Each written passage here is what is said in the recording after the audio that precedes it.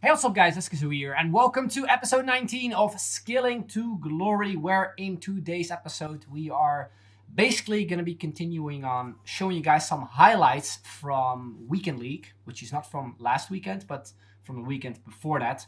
I'm just going to try to show you guys everything really quickly. There will be a lot of gameplay shown in this episode, including some really cool goals, including this one my opponent scored against me. But yeah, hopefully you guys are still enjoying the series, even though I haven't really been as consistent with it. I did explain it somewhat in the previous episode. Been working on something which takes a lot of time. Hopefully I'm able to show it to you guys somewhere around next month. So yeah, hopefully that's something you guys are looking forward to as well. There's also another thing which I can't really talk about just yet. It has something to do with FIFA 22. So yeah, I'm excited to let you guys know about that as well when the time comes, as I can't really tell it just yet, unfortunately. Anyway, in the background you can see, like I said, some FUT Champions highlights, and this was the weekend in which that 85 Vinicius Jr. was in the team of the week. So I really wanted to again make sure and secure rank 3. I think at that point we were on maybe 2 wins or something. And I stumbled across 2 opponents who probably just needed some games to get rid of. And you can see in the background that yeah, 2 of our opponents decided to leave at 0-0, which was really annoying because, you know, would have been nice to get those 3 wins, which I've been seeing so many clips of as well, especially on Twitter and also on Instagram, where people just deliberately try to just fuck you over, really, by not scoring an own goal but just running past the goal, really. I honestly don't know why people are like that toxic, but it is what it is. You have to still, you know, play well yourself in order to get some rewards. And you know, the way Weekend League is this year, I think, mentioned it in a couple episodes ago. It's not really as competitive anymore. It's kind of like an easy thing to do these days. And I think R9 Rai on Twitter actually made a good point in that since Weekend League isn't really as competitive anymore, like what's the point of even qualifying for such game mode? You know, like the whole playoffs thing, like would have been good if the game mode was really competitive in a way where you really had to like play for a specific rank. But if you've reached like the rank you want, in my case it's rank 3, only 8 wins out of 20 games, you can literally just gift free wins, which, as I said, I do, but some people don't. So yeah, I'm not too sure. I kind of think that EA will address this at some point and maybe make some changes towards it. I've seen that they have made some changes though towards the second season of Division Rivals in regards to the rewards though. But yeah, I'm not too sure if they're gonna change any other stuff. I know that you now need to get 2,000 points instead of 1,500 points in order to be able to play for the playoffs for Weekend League. So who knows? Maybe for season 3 we could see something different again, or maybe they try to keep that for FIFA 23 or EA Sports FC 23, as you probably read as well that the name might get changed next year, which isn't confirmed yet, but it's maybe something we can see in the upcoming months. But yeah, anyway, my aim usually with Weekend League, as I did say beforehand, is just to get rank 3, really. It's I think the easiest way to, you know, still get amazing rewards, and it doesn't really take that much of your weekend, really, as I'm usually quite busy in the weekend playing football myself, as well as just hanging out with friends and stuff, and also just not really playing FIFA but playing some other games too. So yeah, also for this weekend, despite it was interesting to me to maybe go for like rank 1 or maybe rank 2, because you will of course get an extra red pick, and because Vinicius was in the team of the week, I had that feeling of maybe doing it, but especially after the worst like possible start we could have imagined we had during this weekend, I think I just decided to grind to rank 3, which I think we were only 1 win away of. And yeah, I've been kind of in a situation as well where I tend to play my games on Sunday nights, Not deliberately, but just because, you know, I don't really have that much time, especially on Saturdays. And on Fridays, I just usually can't be bothered really with the game, unless there's like a really cool promo out. Yeah, that's also one of the reasons. As I've seen like a few people asking me why I just, you know, gift so many free wins away constantly. It's mainly because of that, really. But in this game, we were really playing against ourselves, because it was again one of those games where I just was the way better player, but I just couldn't score my chances. And we ended up being 2-1 down as well. But luckily, one of the super subs, I did mention before too that we needed to use 𝐻𝐤𝐤𝐞 a little bit more than compared to what we've used to so far with him, as I don't think I've played that many games with him so far. But he made it 2-2 towards the end. And then to make it even more amazing for us and worse for my opponent, we did score another goal in the 90th minute, this time in extra time. It was Eder Militao from a corner, actually, who does give us the win. Meaning we secured rank 3. It did say 36 points out of 44, but we had 8 games remaining, meaning if we would gift wins, basically, we would get 8 points, meaning we would get 44 points, rank 3. So again, decided to stop there, even though we had a fair few games left. And you can see the player picks in the background. The first one, we got 𝐻𝐤𝐤 as the best pick. And in the second pick, we also got 𝐻𝐤𝐤 again. Decided, of course, not to go with him, but decided to go for Korea. Unfortunately, nothing amazing in terms of red picks. And I have to be honest, the red picks so far, anyway, for me, haven't really been that amazing. And yeah, I'm really hoping that EA will release that red upgrade they usually have in the game as well, where you could like submit those red informs from Team of the Week. Because we're like 2 months into the game almost, and we haven't seen anything about that yet. So hopefully they will release that soon. Also from the 100k pack, we didn't get anything amazing. And from the guaranteed Team of the Week pack, we got 3 Team of the Week players. We got 𝐻𝐤𝐤𝐞, which is definitely not bad. He is tradable, and I was looking at his price at the time. I think he went for like 25k. Like, the way the market has been this year is just completely crazy. So yeah, I'll probably just hold him and maybe sell him on in the future if he decides to go up for like an SBC where you maybe need to submit a high-rated inform or something. So we, I think, discarded like the 2 low-rated informs and then sent 𝐻𝐤𝐤𝐞 to the club.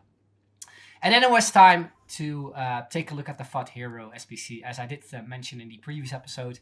I wasn't too sure yet whether or not I wanted to complete it, but I decided to do it anyway because we had a lot of fodder in the club, a lot of untradeable fodder as well. And yeah, I simply decided to do it because the SBC is running out, and I just wanted to see, you know, if we could get anything amazing. We also got 3, I think, pretty shitty packs from it. Nothing really amazing in those packs.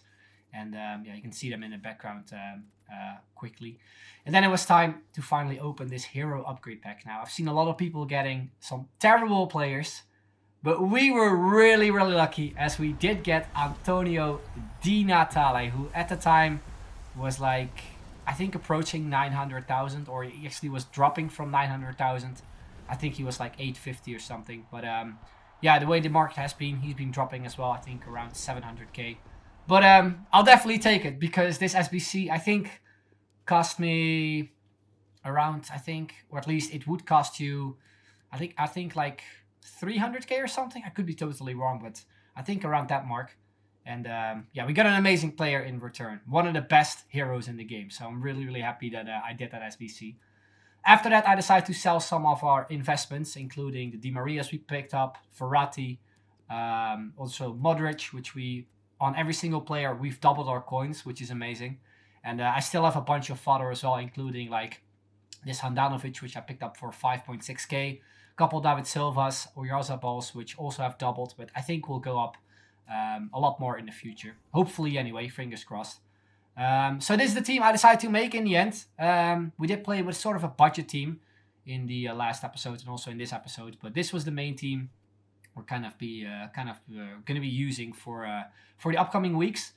We picked up in from 𝐻𝐤𝐤𝐞, we got Skriniar, we also got Di Natale, and we also picked up Córdoba, one of the best center backs in the game. He's honestly insane.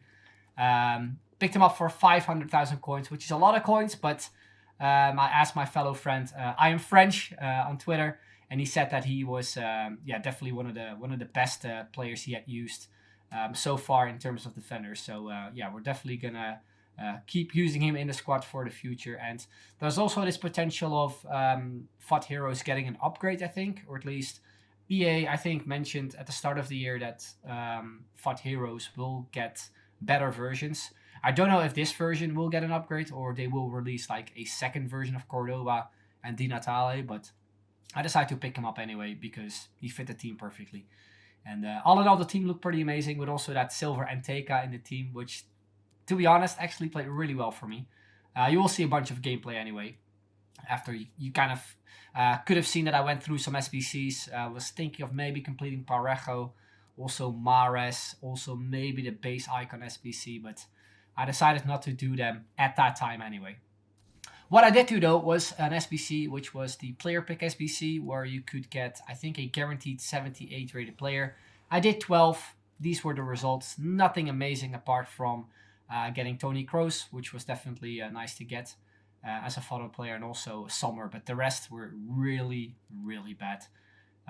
So after that, you can see that I went into Division Rivals. We were approaching the end of Season 1, and I still had to play a minimum of 20 games in order to reach the 90 game milestone, where you could get 2 100k packs, as well as a jumbo gold players pack. Apologies, by the way, because I just noticed that my recording wasn't, that my mic wasn't recording properly, so it should be better now. But yeah, at the time I just had to play a lot of games in like, I think 2.5 days. You can see it there, 2 days remaining, 11 hours.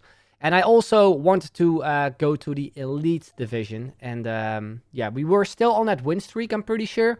So, you know, I figured I would just, you know, play as many Rivals games as possible. What I will be showing you guys in the background are just goals, really, from all the games that I played, really, in both Division 1 as well as in the Elite Division, which we, of course, eventually reached. But yeah, I had a bunch of games that I needed to play, so yeah, my thing with Division Rivals this year is that, I did say this on Twitter as well, is that I find it really strange that once your opponent leaves at a 1-1, 0-0, or whatever draw, basically, you don't get the win, obviously, but the game also doesn't count in Division Rivals, which is really annoying because I've had situations where I played a full game and my opponent just ended up leaving during halftime, and, you know, I wanted to get in as many games as possible because I had to play 20 games. So it basically looked like it took forever to play all those games out, really. And I was in situations as well where I was 2-0 down and I expected to, you know, the game to be counted towards the amount of games that I need to play, to the 90 in total, but it obviously didn't, which I can kind of understand why, because it would be a really easy way for you to just get packs by even not playing the game. So I guess it kind of makes sense, but I just find it really strange that it does count in Division, or it doesn't count in Division Rivals. If you, for example, leave a game when you're like 2-0 down, it doesn't like count to the amount of games you have played in total, but it does count in Weekend League, because everyone obviously does it once they've reached the rank they have achieved, and then just give away free wins and leave themselves. So yeah, that's something that I kind of find a bit odd, but yeah, didn't really matter because we, of course, eventually ended up playing all those 20 games which were necessary. And to be fair, it was also a really good way for me to test out this new squad, which I had a lot of fun with, especially with the likes of Di Natale. Also decided to try out Carrasco a couple times, who, to be fair, is also a really good player.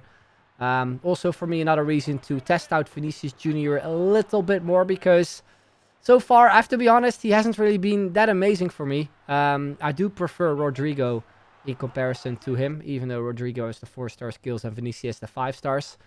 I'm not too sure what it is. Maybe I need to, you know, try him more often in Weekend League or just in Division Rivals, but I think at this point we had played a bunch of games with Vinicius already, so yeah, I'm not too sure what is up with him and with my playstyle, and just, you know, trying to play well with him. But maybe we'll say goodbye to him at some point, especially if EA release the best of Team of the Week during Black Friday, because I without a doubt think they will release that because they release that every single year.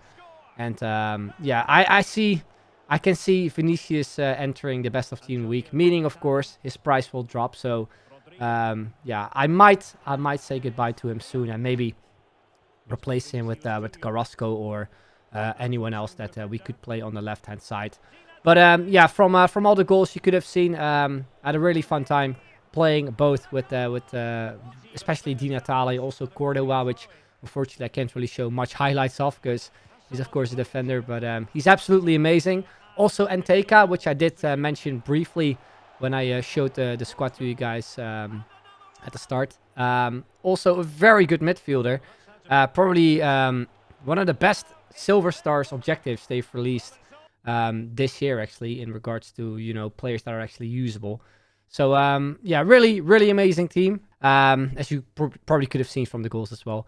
And then towards the end, you can see some of the objectives that were out at the time as well. I think this was like on the day the day before the season would get reset. And there were still some stuff that I need to complete, including this Silver Stars legend Cavallo from Adelaide United, as well as Fellaini and also the Rule Breakers Rush SBC, where you could get like I think a specific pack or something. But that's something I will be showing you guys in the next episode, as this episode is already turning out to be a pretty long one. But yeah, hopefully you guys enjoyed the episode. If you of course did, drop a like, subscribe as well if you haven't already, and of course hit the notifications for more videos. Anyway, that's the end. I'd like to thank you all very much for watching, and I'll see you guys later. Bye.